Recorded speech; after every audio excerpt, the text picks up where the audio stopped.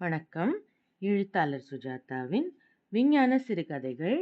வாசிப்பது உங்கள் பிரமிளா. கதை எண் 10. சோம்னா. சோம்னா என்று கேட்டவன் சிதம்பரம். "அம்புலிசம்" என்றேன். "சோம்னாம்புலிசம்" என்றேன் ஒட்ட வைத்து. "அப்படியென்றால் என்ன?" "சரியாக அர்த்தம் சொல்கிறேன்" என்று சேம்பர்ஸ் அகராதியை புரட்டி, சோம்னாப்ராரோ, சோம், சோமசால்ட், சோமையா, சோம்னஸ், சோம்னாம்புலிசம், தூக்கத்தில் நடப்பது, ஒருவித தன்னியக்க நிலையில் செய்த காரியங்கள், நினைவில் இல்லாத நிலை என்று நிமிர்ந்தேன். என் கம்ப்ளைண்ட் அது இல்லை என்றான். எனக்கு எல்லாம் நினைவில் இருக்கிறது. உன் கம்ப்ளைண்ட் எது? கனவுகள். சொப்பனாவஸ்தையா? தளிர்ச்சி அடைந்து பலவீனமா? பூச்சி பறப்பது போல் தெரிதலா? சித்த வைத்தியசாலை விளம்பரம் போல பேசாதே, எனக்கு கோபம் வருகிறது. என் அருமை வாலிப நண்பனே, உன் மனத்தில் இருப்பதை சொல். ஆத்மா, போன வாரம் நான் ஒரு பழைய புத்தக கடைக்கு போயிருந்தேன். சிதம்பரம் மேலே சொல்வதற்குள் அவனை வர்ணித்து விடுவது உசிதம். சிதம்பரம் என் நண்பன். திடீரென்று பேனாவை எடுத்து வைத்துக்கொண்டு பாட்டு எழுதும் நண்பன். அவன் எழுதிய "உனக்காக நான் உலகத்தின் எல்லை வரை உலவ தயார்" என்கிற பாட்டு மெல்லிசை வடிவத்தில். பாடியவர் ஹேமலதா. இசையமைப்பு மல்லி. வானொலியில் ஒளிபரப்பாயிற்று. அதிலிருந்து துவங்கி ஒரு குயர் நோட்டு பூரா பாடல்களாவே எழுதி நிரப்பியிருக்கிறான். எல்லா பாடல்களிலும் காதலர்கள் ஒருத்தரை ஒருத்தர் சளைக்காமல், "நீ சந்திரன், நீ என் உணர்வின் உள்மூச்சு, இதயம், இன்பப் பெட்டகம்" என்று அழைத்து கொள்வார்கள். அவர்களுக்கு சாப்பாடு வேண்டாம், காபி வேண்டாம், ஒருவர் எதிரில் ஒருவர் இருந்தால் போதும். நான், அதாவது ஆத்மா, எனக்கு அந்த கவித்துவ பாவங்கள் புரியவில்லை. காதலர்கள் இன்னும் கொஞ்சம் தைரியமாக இருக்கலாம் என்பது என் கொள்கை. அதிகம் பேச்சு வேண்டாம் என்பதும் என் கொள்கை. உணர்ச்சி வசப்படும் சிதம்பரம் இதை எதிர்த்தாலும் என் நண்பன்தான். சிதம்பரம் சொன்னதை தொடர்கிறேன்.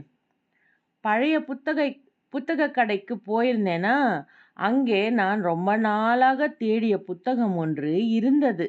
என்ன விலை என்று கேட்டதற்கு ₹1 என்றான். எட்டனாவுக்கு கேட்டேன். கொடுக்க மாட்டேன் என்றான். வந்துவிட்டேன். புத்தகம் 45 பக்கம்தான் இருக்கும். ₹1 என்று ஆத்திரத்தில் வந்துவிட்டேன். வீட்டுக்கு வந்ததும் மனசு கேட்கவில்லை. வருஷ கணக்காக தேடிக்கொண்டிருக்கிறாய், எட்டனாவுக்காக விட்டுவிடப் போகிறாயா என்று மறுபடியும் போய் அந்த புத்தகத்தை ₹1 கொடுத்து வாங்கி வந்துவிட்டேன். மறுநாள் படிக்கலாம் என்று புத்தகத்தை தேடுகிறேன், காணவே காணோம். தெளிவாக புத்தகத்தை வாங்கி வந்து மேஜை மேல் வைத்தது ஞாபகம் இருக்கிறது. காலையில் காணவில்லை. திருட்டா? இல்லை கணா. புத்தகத்தை எட்டனாவுக்கு கேட்டுவிட்டு திரும்பி வந்தது நிஜம்.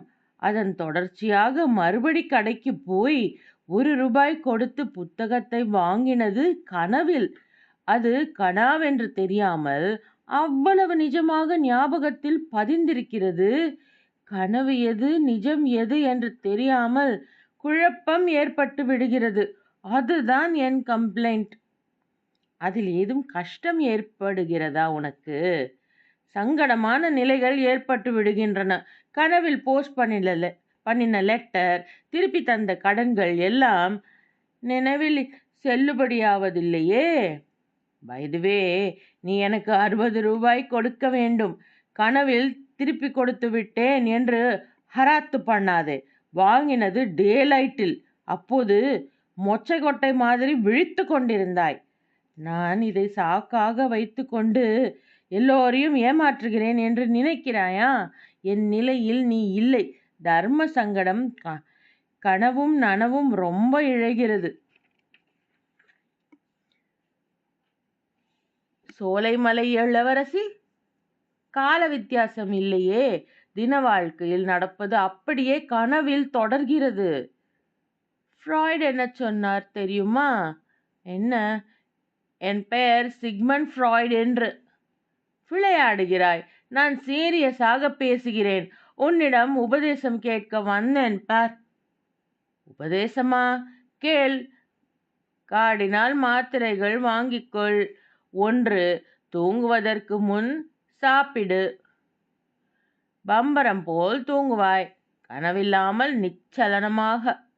நான் தூங்குவதில் ஒன்றும் குறைவில்லை. தூக்கம் நிறைய வருகிறது. கனவுகளைத்தான் தவிர்க்க முடியவில்லை. நான் அட்வைஸ் கேட்க வந்தது தூக்கத்திற்கல்ல, மற்றொரு விஷயத்தை பற்றி. என் ஆஃபீஸில் ஒரு பெண். நான் சரியாக உட்கார்ந்து கொண்டு சொல்லு சொல்லு என்றேன். அவள் பெயர் நிர்மலா. வெறும் நிர்மலாவா?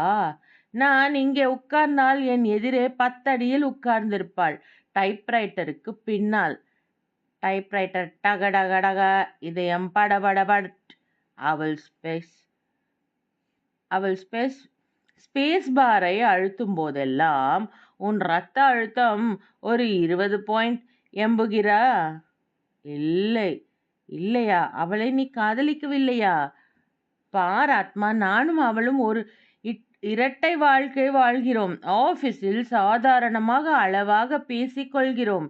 Head clerk கூப்பிடுகிறார். மேனேஜர் வரச் சொன்னார். பர்சீவுக்கு என்ன சார் ஸ்பெல்லிங்? இப்படி.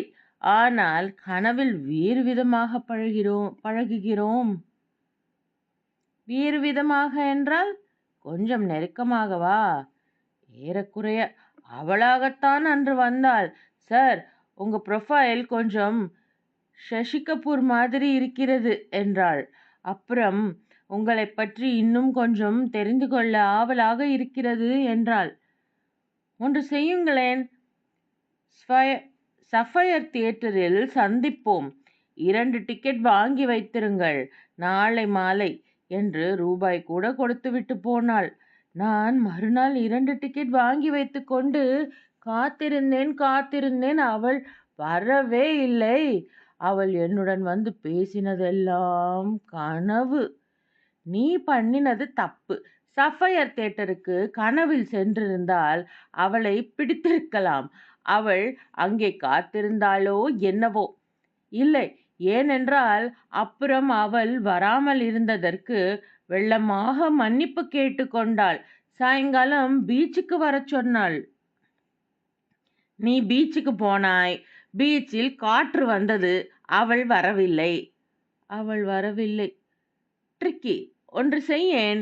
காலை எழுந்ததும் ராத்திரி பார்த்த கனவை குறித்து வைத்துக் கொள்ளேன். குறித்து வைத்து கொண்டதெல்லாம் கனவு, நடக்கவே இல்லை என்று திருப்பி திருப்பி சொல்லிக் கொள்ளேன். என் கனவுகள் அந்த ரகமில்லை. என் கனவுகளில் நான் முழுசாக, பூரணமாக, பிசிக்கலாக வாழ்கிறேன். என் கனவுகளில் இயற்கைக்கு விரோதமாக எதுவும் நடக்கிறதில்லை. ஆனால் எல்லோரும் நல்லவர்களாய் இருக்கிறார்கள். பஸ்ஸில் இடம் கிடைக்கிறது. சிரித்துக்கொண்டு பதில் சொல்கிறார்கள். ரொம்ப சுகமாக இருக்கிறது.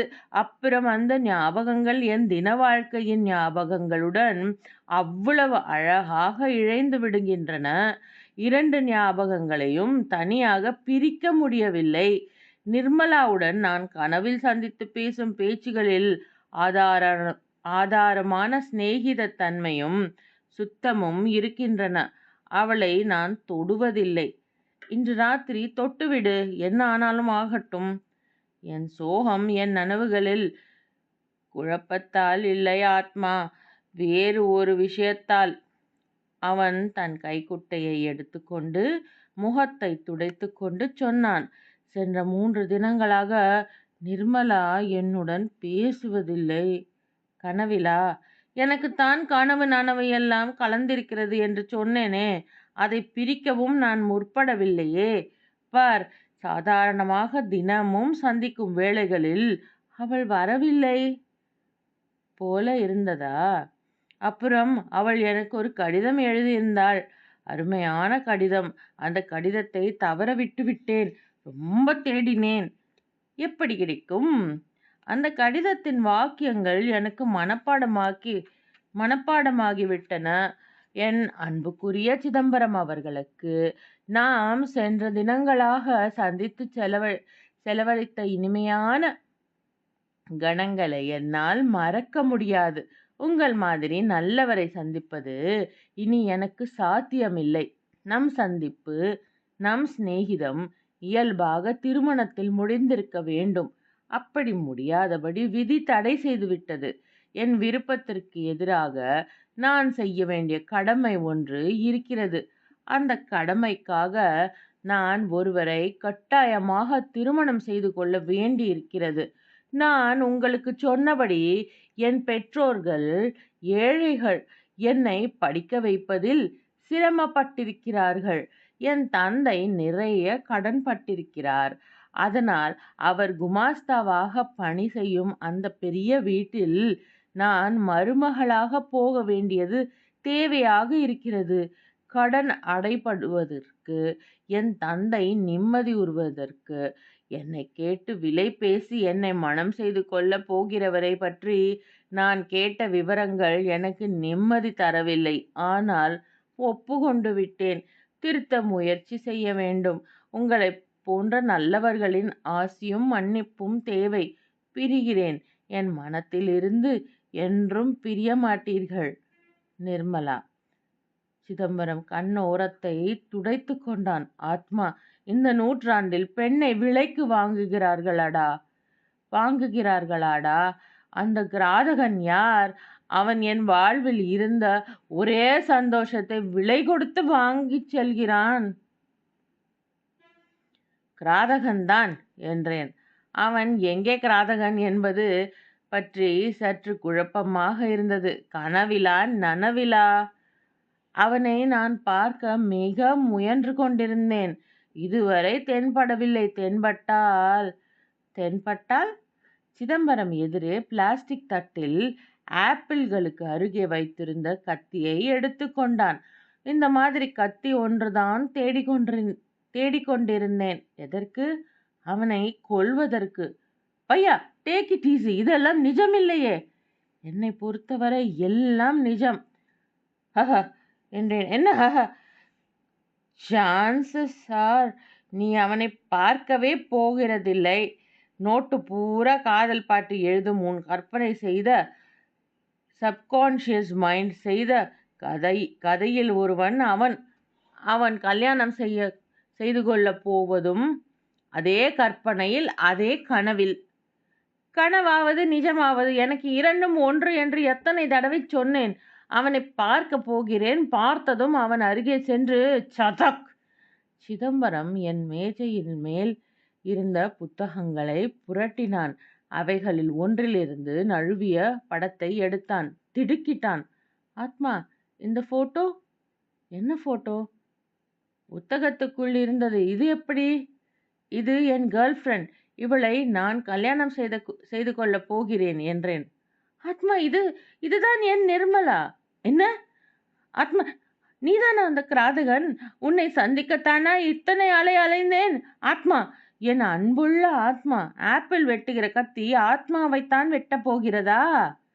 ஐசே சிதம்பரம், முட்டாள்தனமாக பேசாதே. நீ பார்த்ததெல்லாம் கனவு. ஏய் சில்லி ஃபூல், கிட்ட வராதே. கத்தியை கீழே போடு. கனவு நிஜமெல்லாம் எனக்கு ஒன்றுதானடா.